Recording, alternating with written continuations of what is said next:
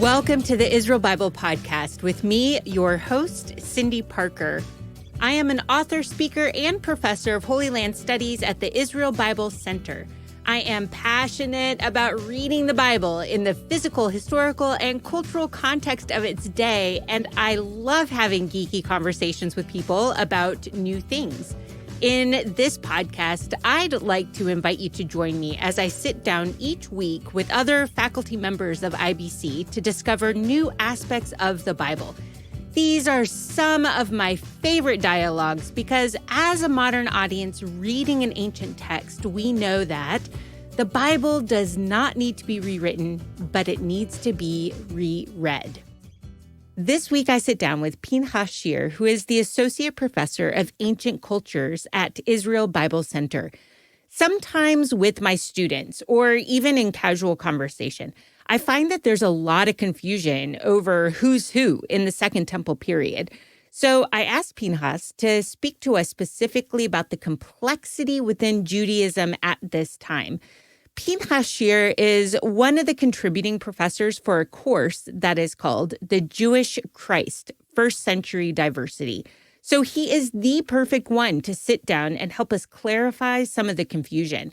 There are a couple things to recognize. The first is that Judaism reflected in the New Testament is different from the Israelite beliefs reflected in the Old Testament.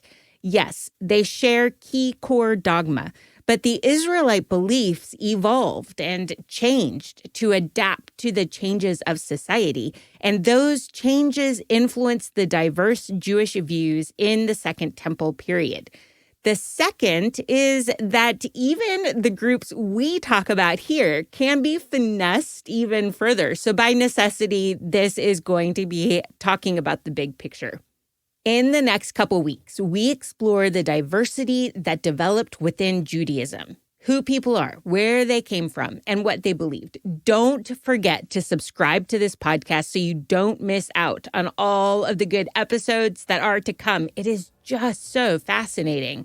As for this week's conversation, I thought we should start with a super complex question that sounds very simple.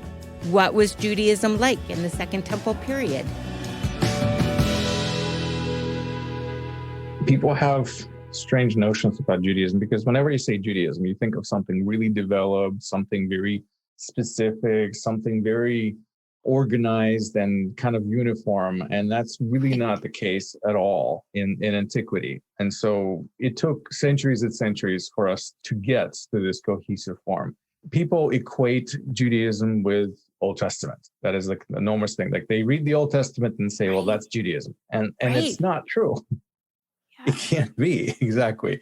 It would be the same as I would, equate New Testament to Christianity. I mean, there are myriads and myriads and thousands of things that Christians do that are not in a New Testament, okay? Right. And vice versa. There are thousands and thousands of things in a New Testament that Christians do not do. Would never even think about doing, actually, but they're in there.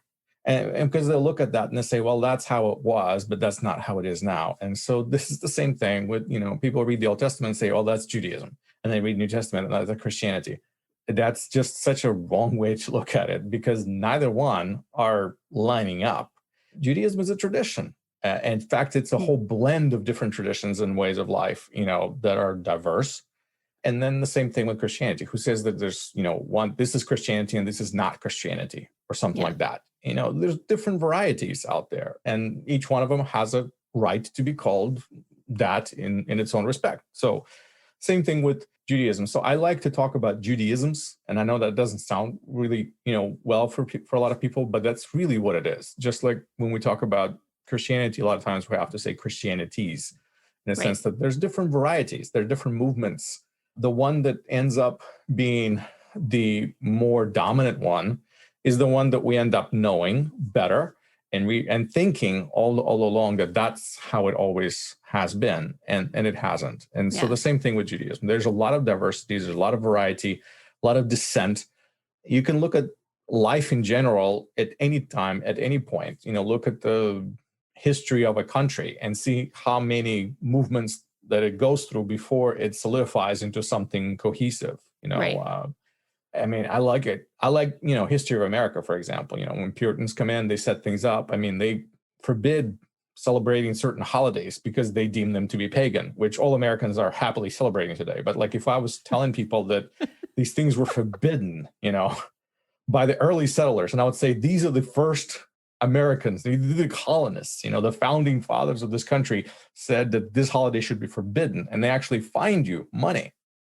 I mean, things like that. And you would say, wait a minute, yet we're doing that today and celebrating the past and doing all those things, assuming that this is how it always has been. Right. It's like that with Judaism. It's like that with Christianity. Yeah. There are movements that in one particular time, this is unacceptable. In one particular time, this is ridiculous and scandalous. Right. And then time goes by and that's actually the norm.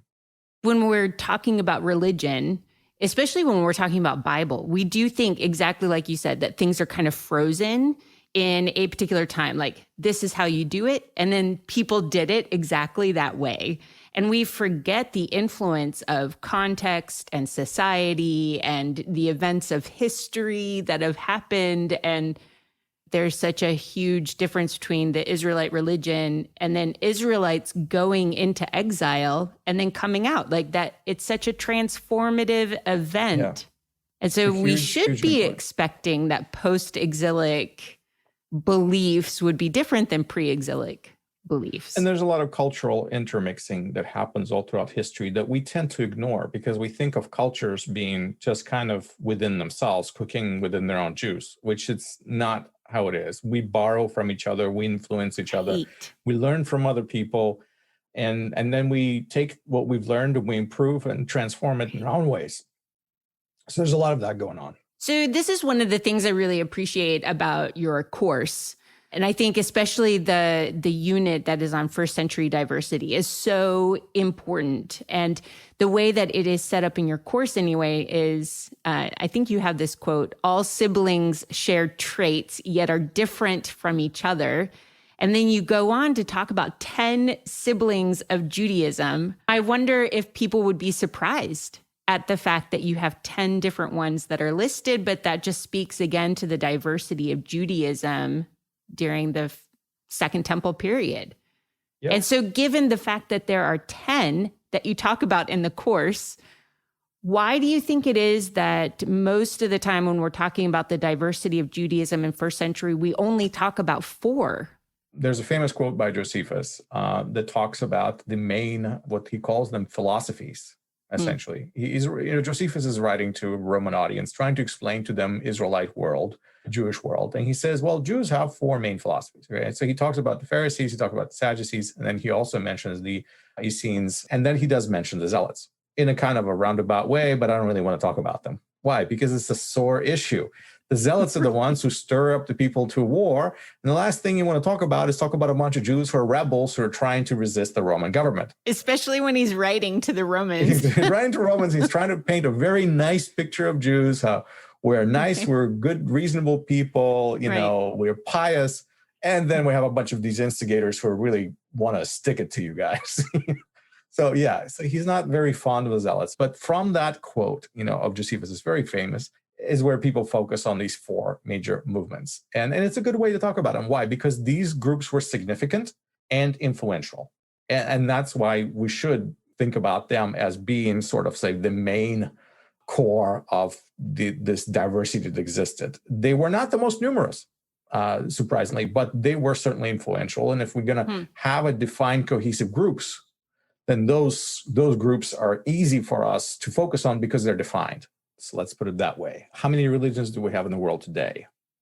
I don't know. I can't possibly count them, how many religions there are. But how many religions are actually influential and people would ever meet and experience and be affected by? Well, that I can actually count them probably on one hand because there are dominant movements out there that affect our lives. Most people in this world would have met a Christian or a Muslim, maybe a Jew, a Buddhist, maybe a Hindu. But if I'm going to start talking about some other religions, like how many people have met somebody who practices Shinto or something like that? And that would be very few people. So this is the same way with movements, religious groups. Some are larger, some are more influential, some are smaller, some are less influential. Doesn't mean they're not important, but it's who is dominating is the question. So we will always hear about the groups that are more dominant, more powerful, they have more say. And so as we read the pages of the Gospels, that's who is in the mix of most of the time. But then there's others in the background as well. There's a very important period of history that exists between the book of Malachi and the pages of Matthew. And so a lot of times people call that the silent years, right? And they were anything but silent. I know. I hate that term. I hate that term. I know. So they're anything but silent. These are not silent years. God does not stop conversating with people. Right. He doesn't stop revealing. He doesn't stop hearing prayers and answering them. So these things happen. It's just the fact that we don't have canonical books, let's put it that way. And if somebody was to say silence, and silence in the sense of the prophets, there's no words of prophecy that are being written down, no oracles or anything like that. Doesn't mean God doesn't speak. It's just we don't have these official messages that are given to us. In that period of time, there was actually a lot of religious activity, and there was a lot of development in the religious life of Israel. And that's where these groups really come from. There's a lot of political changes, social changes that happen, geopolitical shifts all the time. And all of that forces new things to come out, new hopes, new ideas, new religious fervor and zeal that comes out of that. And as you may imagine, IBC has courses that include the details of this intertestamental period. This is critical background to know that will completely change how you read and understand the Gospels. I covered the history in the Listening to the Land of the Bible Part 2 course, which is just about to be released. So you can be among the first participants in that class.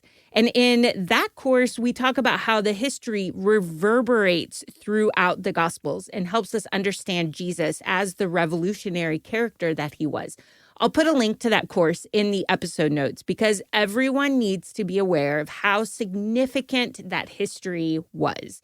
In fact, all the references Pinchas is about to make to Hanukkah and to the Maccabees, they all come from this significant historical time period.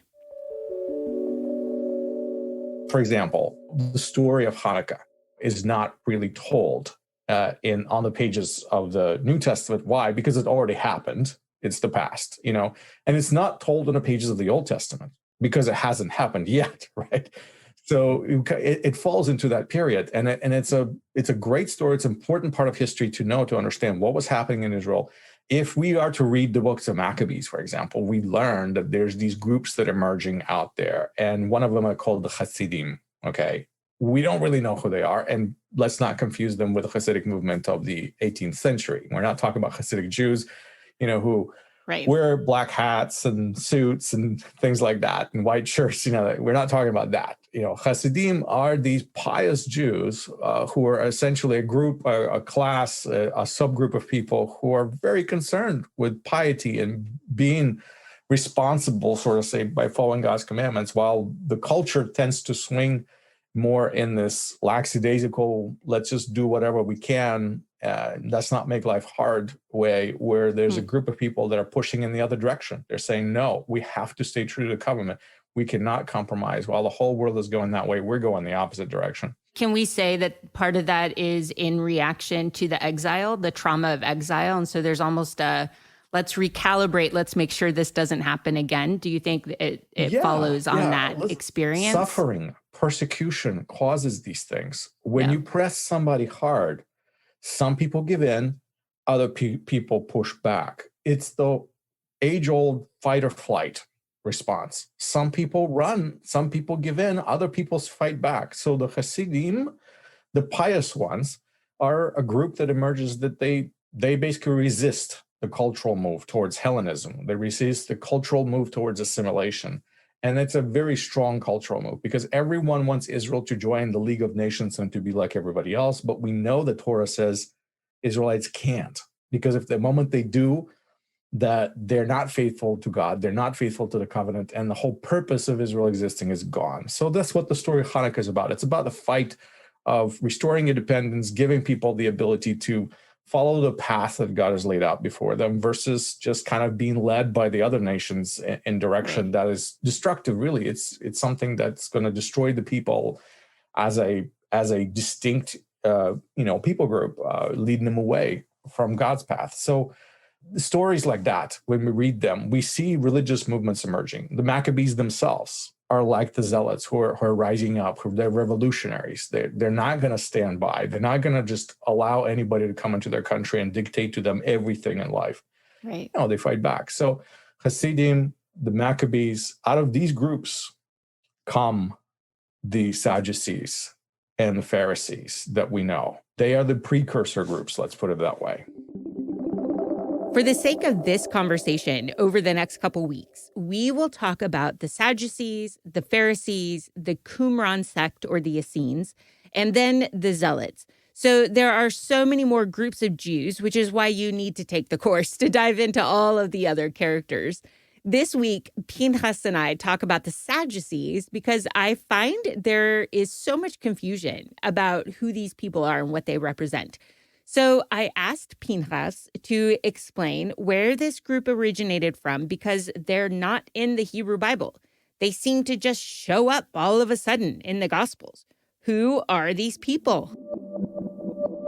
Sadducees are small group, elite group. Most people would not meet a Sadducee on an everyday kind of basis. Their life is around and about the temple. Most of them would be priests, aristocracy, related to the priestly lines, intermarried with priestly families. These are wealthy people, influential people, powerful people, people in government, ruling class, essentially. And even if they were not priests themselves, they would be aligned with the priestly type interests. And they would look at their spiritual experience, let's put it that way, where they find God is within the temple service, within its rites and rituals, within its order, within its decorum, and everything that goes on. There's a tremendous amount of sanctity that happened in the ancient temple. And that is where a group like that, Sadducees, would find their meaning in all things spiritual, sort of say. That is their core. That is what they orient themselves around. And that's how they see the life. They see life through the prism of that temple worship and coming close to God in the way that he ordained. And so the way they see their lives would be through that perspective. We were just talking about all the different ways that people are going to interact with Hellenism and absorb the surrounding culture. Now, to what extent would the Sadducees embrace Hellenism and to what extent would they reject it? I mean, if they're focused on temple, you'd assume they'd want to reject Hellenism, and yet they're aristocracy and powerful and governing, which makes you think maybe they absorbed Hellenism. So where do you think they stood on that spectrum? It's not much different from today. Whenever power and money and influence and other wealthy friends from other countries and elites mix, there's going to be intermixing of ideas. In fact, there's not, very few people in ancient Israel would not have been affected by Hellenism because it is such a pervasive type force, and it's in everything. It's like saying, people are not affected by English or something like that. And I'm sorry, if you use a cell phone or internet, you probably are, because you're going to type www, right? That's the English alphabet already. So it's like saying, I'm not affected by English language. And no, you are. And you can't get away from it. Any piece of software you buy, any technology you use, whatever, a book you pick up, anything. It's like so many things that you're going to be affected by it. And in some degrees, you will come to embrace it. In some ways, you'll reject it. So this is no different. I mean, Hellenism is like that. It's pervasive in so many areas. So while we would think that somebody like priests will be all pious and following the old ways, and yet at the same time, the very notion of how the temple was built does in some way has some resemblances to how pagan temples have functioned, sort of say. We borrow things. Nothing is 100% original, pure. Yes, God gave us these commandments, but then we found ways to adapt them to make it work, sort of say with how the rest of the world works as well. Right. And God looks upon us, I guess, in his mercy and says, that's okay. This is how they know how to make it work. And so there's a lot of grace and mercy even in that area. So, there's always, as human beings, and this is just the human desire, we always have a desire to be accepted by others. Yeah. We don't want to be different. We know we should be sometimes, but it's like, well, we don't want to be, because we want to be accepted, want to be loved, we want to be understood, we want to be appreciated. And a lot of times out of that very basic human desire comes out a certain degree of smoothing things out to make sure that other people understand us, see us in the light that we want to be seen.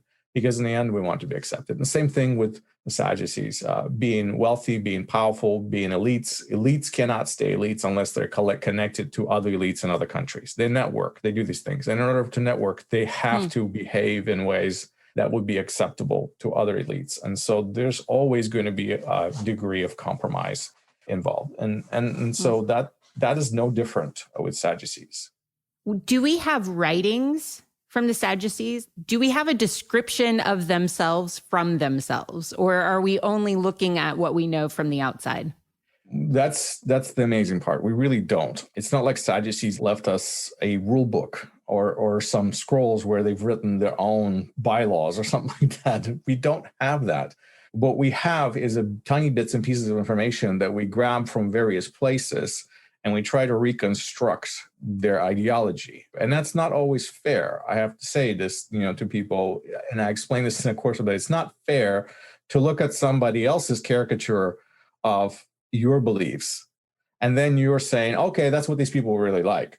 Well, the problem is we can't ask them what they were really like. So Right. We're actually asking their opponents, the people who actually don't like them, to define those Sadducees. So Sadducees are defined by their opponents for the most part. That is where we get all the information we have about them. And so we have to clean that up in a sense and be a little bit more objective and say, well, yes, of course, this is how a Pharisee would see somebody like that. But let's think about it objectively. Let's look at the other side of the coin, and that's where a more fair picture can come out. But we don't have their own writings to go by. So we have to rely on second and third hand information, essentially, to construct what they were really like. When it comes to Hebrew Bible writings, what of those writings did the Sadducees hold on to? Like, where did they find authority of Scripture? What would they attribute that to?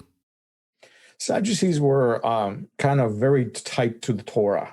They were by the book kind of people. If you think about it, they were quite rigorous in applying Torah in various ways in their life. Of course, this is where we find all the laws and commandments that have to do with the temple and how the temple should function. So clearly, that is what they go to. And so the 5 books of Moses, that is their primary source. That's what they would all look to, and that they share with every Israelite out there. Okay, however. There are plenty of people over there who also look to the prophets, and Sadducees did not really care much for the prophets. And the reason is very simple. All the prophets do is call you back to the Torah. That's really what the prophets do. And so the way they looked at it, I'm like, well, if Torah is more important and the prophets are just pointing back, so then we just stick to the most core important information and we'll be okay. We don't really need the prophets. It's like looking at a commentary. We don't need the commentary. We have the actual Scripture. Yeah. So they weren't huge on the prophets. While other Israelite movements looked deeper into the prophets and found more insight, more revelation, deeper meanings, more sort of say greater knowledge of God, even in the revelatory type way. And so those who read the prophets obviously would understand why. But also keep in mind that in those days, this is just part of the diversity. They decided to stick to the Torah, and they would always argue with anyone who opposes them. Well, the Torah says this. That's their go-to document. So they're different in that respect. I love being able to kind of flesh them out as real people and figuring out where their priorities were, because it just helps us make more sense when it helps us pay attention to where Jesus was when he was interacting with Sadducees. And he was often in Judea and in Jerusalem and somewhere around the temple. And it's just those little details that helps us realize Oh, this is why he's not arguing with them up in Galilee. He has a different audience in Galilee. You're not going to meet Sadducees wandering the hills of Galilee. That's just not going to happen because that's not their domain. That's their area. So yeah, and this is dynamic. And most of the time, Sadducees will be talking to Jesus. Guess what they're going to be talking about? The temple, the sacrifices, things that, concern them and things that he's concerned about as well, frankly. But that's what they're going to focus on, the things that interest them. And that's what you're going to see in the gospel. But sometimes people simply fail to understand how much of that is an importance to them versus, for example, Yeshua looks at those questions and he takes the Pharisaic side a lot of times, where he says, chesed, God's mercy, his loving kindness, his grace is greater and more important than all sacrifices. Now a Sadducee hears that and he's like, no, you cannot say that. Why? Because that undermines the very core of everything my life is all about. Right. You can see how that could be a problem. Now, we don't talk about it here, but we do discuss it next week. And I wonder if you're already curious about the detail that we left out. Everybody knows what the biggest difference between Pharisees and Sadducees is the belief in resurrection. So why don't Sadducees believe in resurrection? The answer is very simple. Do you know the answer even before Pinchas tells us? If you do, send us a note on Facebook at Israel Bible Center or on Twitter, which is at Israel Study. If you like what you hear in this podcast, you can enroll in the course using the link in the show notes, or you can explore all the other courses available to you with one small monthly subscription. Don't forget to take advantage of the free material you receive by using the coupon code Israel when you register. It's really just a special thank you for listening, subscribing, and telling others about this podcast. Thank you to Jeremy McDonald with Mason Jar Music for mixing, editing, and crafting all of the good sounds you hear. And thank you for being curious about the world of the Bible. I look forward to next week.